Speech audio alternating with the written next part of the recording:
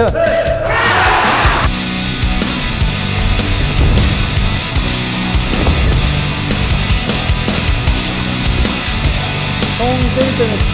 이렇게 빠졌어요. 안녕하세요. 안녕하세요. 국가대표 무술 감독님, 조성 감독님. 네, 만나 뵙고 싶었어요. 영광입니다. 네. 아유, 반갑습니다. 지금 저 잠깐 들어와서 봤는데, 잠깐 한 3m 거리에서 보는데도 움찔움찔해지는데요? 합이라는 걸 만들어서요. 네. 트레이닝을 하는 거예요. 계속 숙달을 시키고 이제 자연스럽게 최대한 리얼리티를 살려서 해줘야 되기 때문에. 여기가 지금 드라마 시크릿 가든 촬영한 그 장소인 거죠. 공간이에요. 하지원 씨 와이어 타고 내려. 천빈 씨하고 잇몸 일으키기 하던데? 저랑 어떻게 잇몸 일으키기 같이 한번 하실까요? 한번 해볼까요? 액션을 해야 돼서 그런지 넓고 높아요, 천장이. 와이어 액션도 해야 되고, 네. 또 이제 저 위에서 이제 뛰어내리거나 이런 그 훈련도 해야 되고, 네. 또 이제 군대 레펠링이라고 있어요. 저 네. 레펠이 이제 다 있잖아요. 네. 저걸 줄 타고 이제 점프해서 내려오는 겁니다. 이 액션씬 한 맞춰서 할 때 이렇게 손을 뻗으면 움직이고 이런 거 해야 되잖아요. 네. 리액션도 상당히 중요하겠어요. 리액션이 굉장히 중요하죠. 한번 뻗어보세요. 이렇게 한 번만 때려보세요. 괜찮아요. 재미없잖아요. 네, 그렇구나. 한 번만 때려보세요. 이게 리액션이에요. 죄송합니다. 제 대무술 감독님의 얼굴에 지금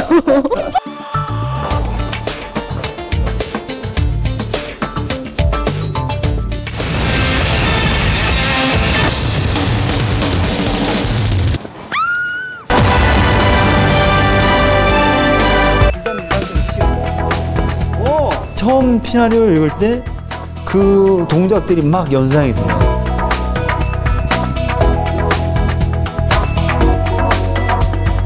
의학세였죠. 의학하고 죽는다고, 의학세.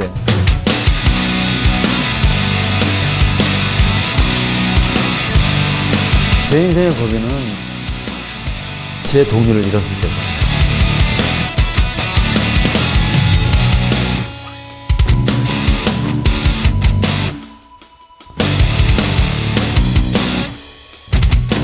저의 마지막 꿈이었어요. 헐리우드 입성 정도.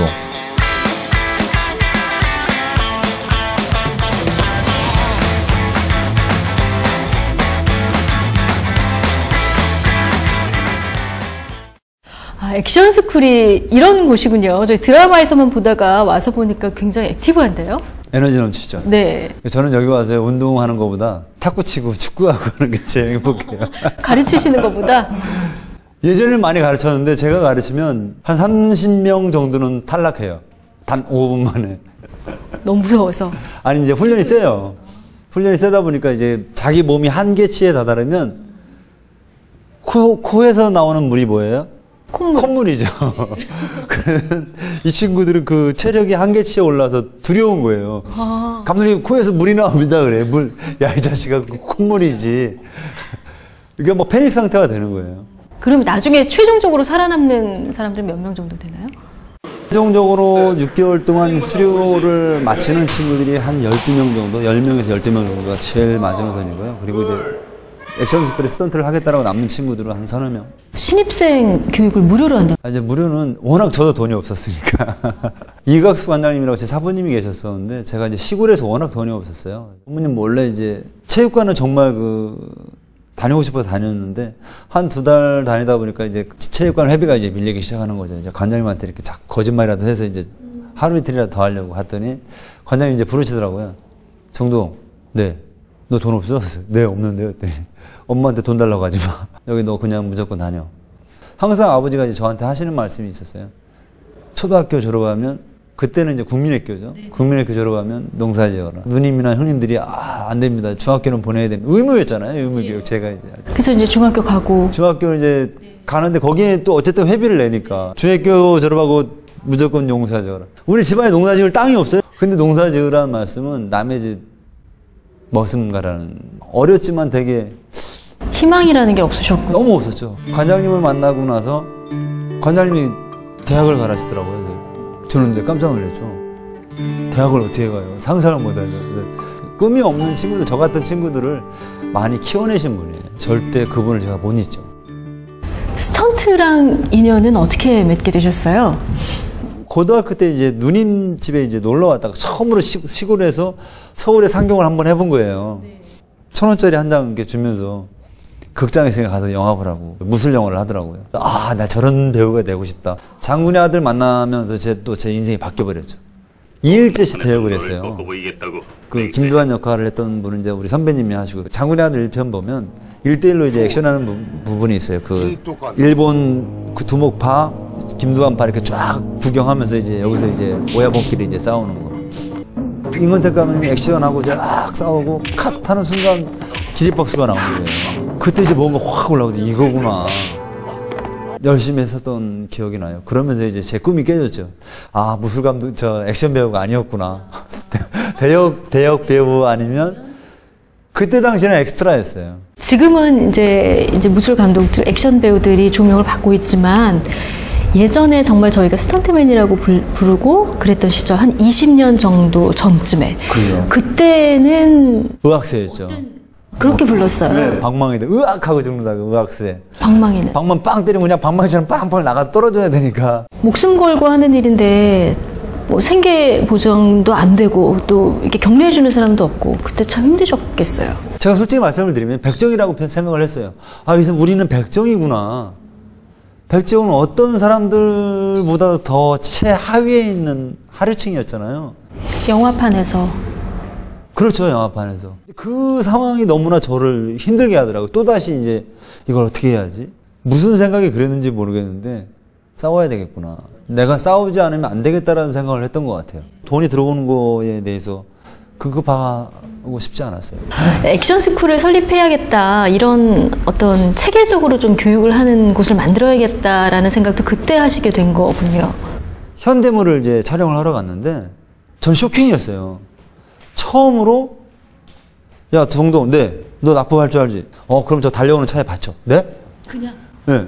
죄송한데 저 차 한 번도 안 받쳐봤는데, 야, 이 자식아, 그냥 받쳐, 임마. 그럼 납법하면 되지.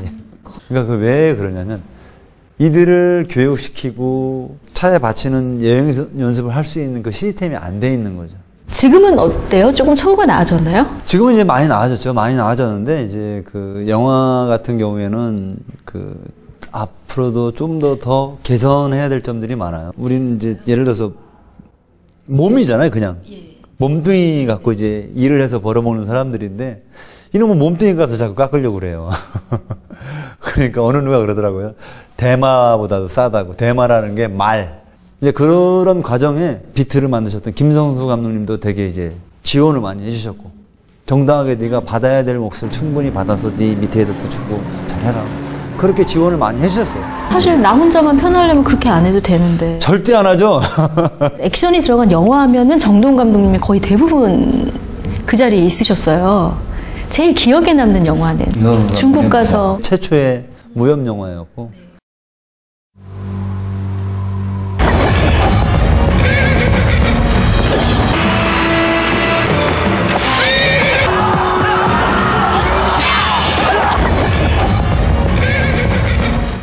중국 액션은 이렇게 가벼워, 이렇게 칼 자체가 이렇게 연검이라 해서 휘청휘청하고 부러지질 않아요. 근데 전쟁이잖아요, 전쟁. 살아남아야 되는 전쟁인데 막 쳐 죽여야 되는데 냥냥냥냥냥 하는 게 어딨어요, 얄창얄창하게. 보시기에 너무 가벼워 보이셨군요. 그죠. 그러니까 막 우리는 살아남아야 돼. 내가 상대방한테 살려면 이 사람은 어떻게든 모든 힘을 다해서 쳐 죽여야 되는데, 그러려면 막 가서 그 에너지가 다 막 줘야 되잖아요. 그러다 보니까 이 가짜로 만든 칼이 다 부러져 나가는 거예요. 친구가 막 화가 나갖고 그러는 거예요. 이거 다 부러져서 쓸 게 없다고.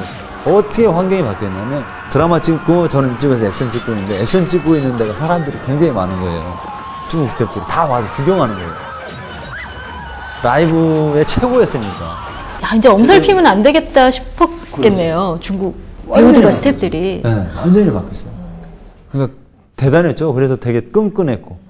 그러니까 정말로 그 사람들 이제 경공항에서 이제 빠이빠이 하는데 다들 울고 무슨 이산가족 헤어지는 것 같이. 중국 무술판까지 바꿔놓고 오셨는데, 무술 감독인데 배우로 한 2편 출연하셨죠? 많이 했어요. 많이 했는데 배우 타이틀이 저한테는 조금 안 어울려요. 아, 그래요?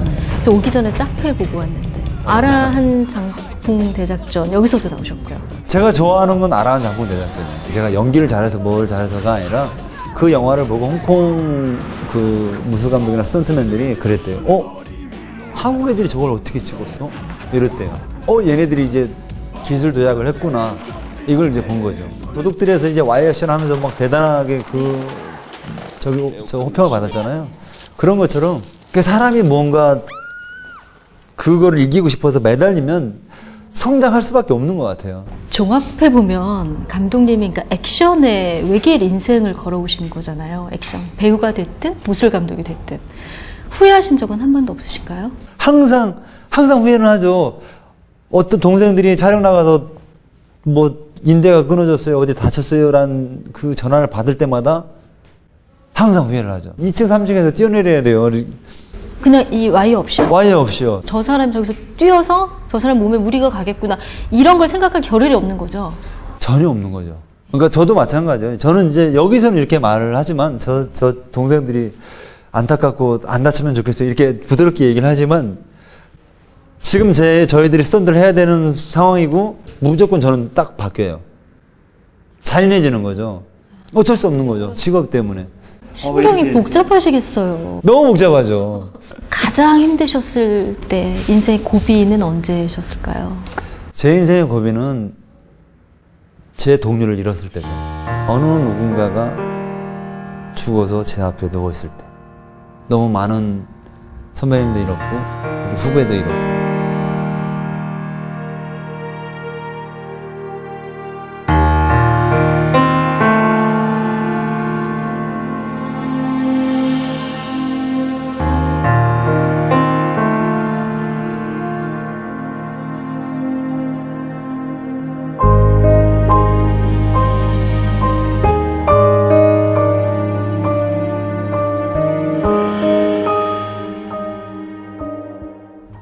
지금 뭐 동료분들 얘기만 하셨지만 감독님도 많이 다치고 또 아찔한 그런 순간들이 있었을 것 같아요.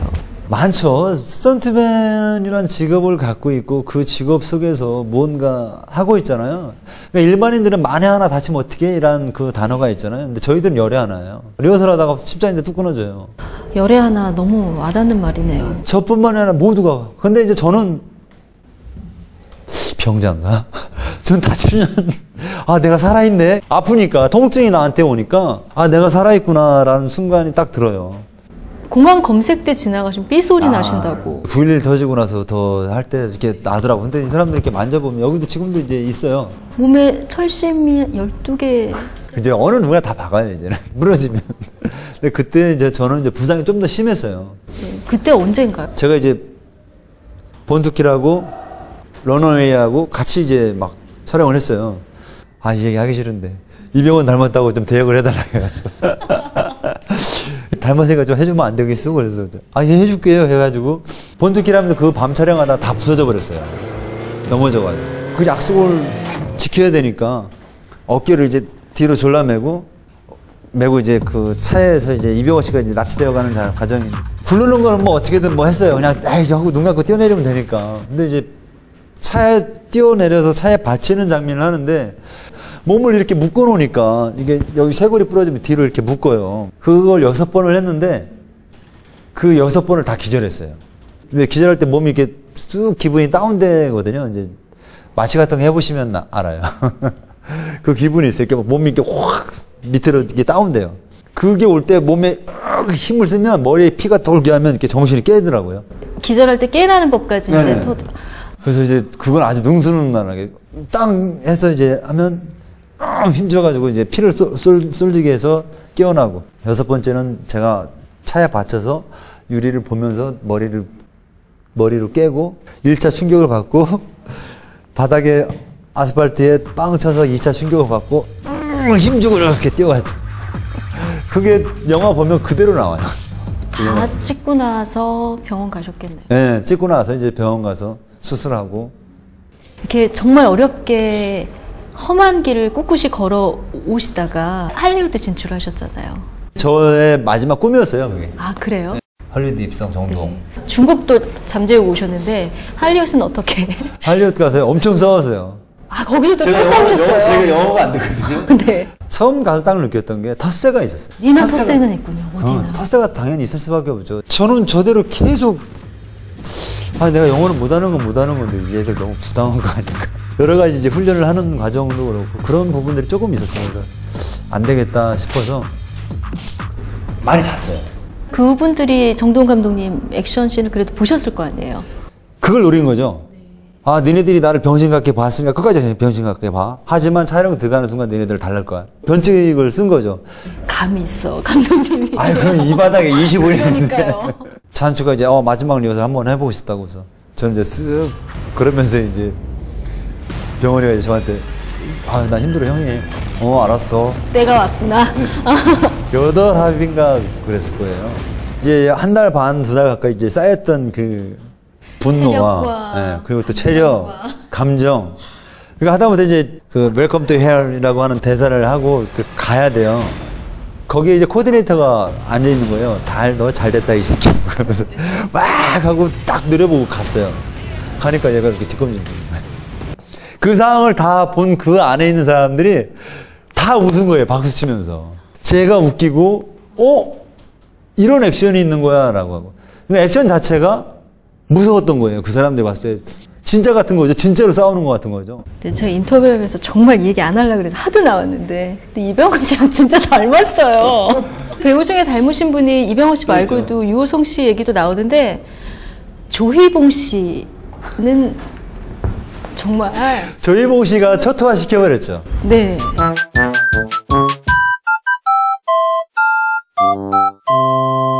아이가 지금 6살, 4살? 예. 아까 말씀하셨는데 아이들한테 그렇게 잘 해주신다고요?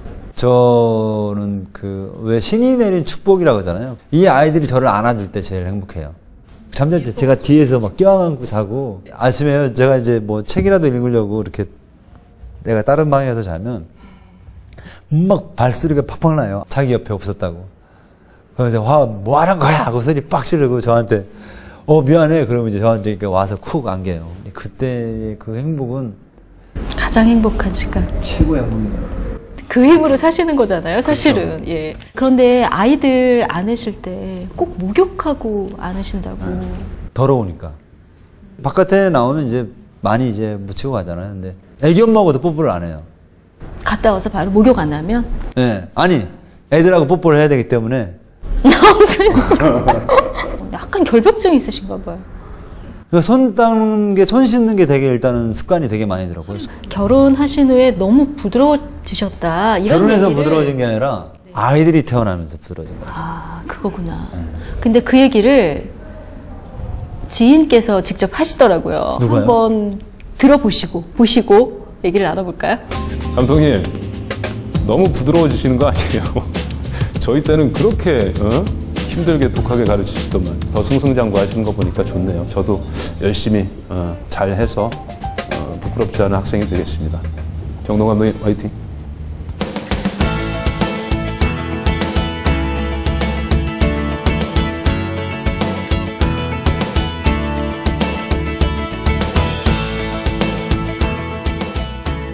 정말 많은 영화들에서 그 액션 씬을 디자인하시고 또 합을 맞추셨잖아요. 구상할 때 어떤 점을 가장 신경을 쓰시나요? 시나리오를 처음 보고 처음 읽을 때.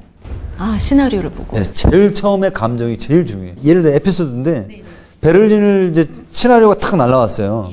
제 메일로 와서 병원이한테 야 병원아 나 네 거 컴퓨터 좀 쓸게 해서 이제 막 보고 있는데 병원이가 뒤에서 막 웃어요. 형, 왜? 형 지금 시나리오 읽으면서 합자지 이러는 거예요. 그러니까 그렇게 처음 시나리오를 읽을 때 그 동작들이 막 연상이 돼요. 두 번째는 이제 그 캐릭터가 가져가는 그 감정인 거죠. 캐릭터에 맞게끔 짜가는 거죠. 그리고 이제 세 번째가 관객분들이 이제 그 감독님들도 그렇고 다 모두가 다 그 원하는 거예요. 뭔가 새로운 거. 본 듯한 그런 장면이 아니려면 창작해야 하잖아요. 그런 스트레스도 좀 있으실 것 같아요. 그게 제일 힘들죠. 정동은 맨날 하던 거 똑같다라는 얘기를 들었어요. 왜 그러냐면요. 건달 영화만 나왔잖아요. 그래서 저는 요즘에 진짜 나는 그런 건달 영화 좀 안 했으면 좋겠다라는 얘기가 제 입에서 나오는 게. 짝표에서는 형사 하셨잖아요. 짝편은 좀 더 달랐잖아요. 그리고 액션씬이 굉장히 다양하던데요. 다 신경을 쓰는 거죠. 미리 모든 게 감독하고 이제 딱 연출자하고 그게 나와줘야 방이 여러 방들이 탁탁탁 열리는 그 공간이 있잖아요. 그 공간이 원래는 긴 장도를 갖고 싸워야 되는 공간이었어요. 근데 이제 짝패가 이제 돈이 없다 보니까 미술 감독이 세트를 약간 협소하게 저는 거예요. 너무 작아서 이제 걸리는 거 이렇게 치다가 옆에 걸리고 그러는 거죠. 작은 칼을 가지고 이렇게 막 쓰고 싶은 욕심이 있었어요. 그 디자인이 있었는데, 그 공간을 가지고 이제 막 미술 감독한테 막 혼내기도 하고, 막 화를 내갖고, 화나갖고 막 씩씩대고 있는 거예요. 그래서, 감독님, 이거 어차피 작은 공간 이거 내일 촬영하셔야 되니까, 저는 아이디어가 있는데요. 보여줬죠. 그랬더니, 그걸, 그렇게 해서 이제 그 장면이 만들어진 거예요. 그러니까 그런 것처럼 어떤 세트 공간 때문에 갑자기 확 바뀌어지는 부분도 있어요. 그게 이제 액션의 애드립이군요. 근데 확률적으로 좋게 나오는 부분이 많은 것 같아요. 액션과 관련해서 액션 캐릭터 톱10 안에 드셨던데요. 1위가 원빈 씨, 2위가 정우성 씨, 예. 3위가 정동 무술감독님. 뭐 엄청난 꼴찌. 엄청난 차이가 나더라고요. 표수는 얘기 안 해도 되는데 3위. 내 자리에 하정우 씨가 있었어야 되는데 저 베를린에서의 하정우 씨 액션도 좋았잖아요. 제가 거기를 가서 좀 민폐 끼친 것 같아서 좀 그래요. 감독님의 최종 꿈. 액션 스타와 액션 배우, 스타가 아니더라도 액션 배우를 계속해서 만들어내고 정말 액션도 되고 연기도 되는 액션 그렇죠. 배우. 네. 그리고 그 액션 배우들이 활동할 수 있는 장르의 액션 영화. 성룡 영화면 항상 명절에 나오는 영화잖아요. 명절에 보고 신나해야 되는 영화였잖아요. 그런 것처럼 대한민국 액션 스타를 보면서 신나게 즐길 수 있는 그런 시대를 만들고 싶어요.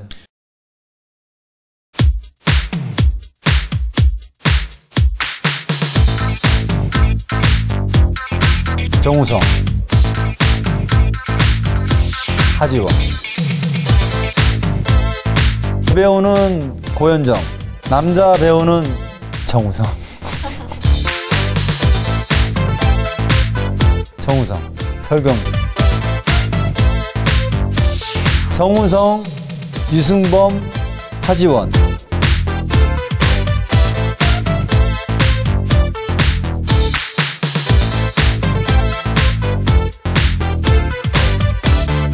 머리를 다 밀어요.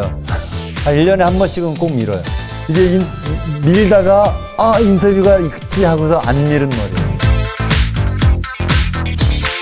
그건 제 스스로 먹일 수 없는 점수. 하지만 최상이기를 바라는 거. 제가 살아있는 동안 내내 하고 싶어요. 무술 감독보다 스턴트맨이 좋은 것 같아요.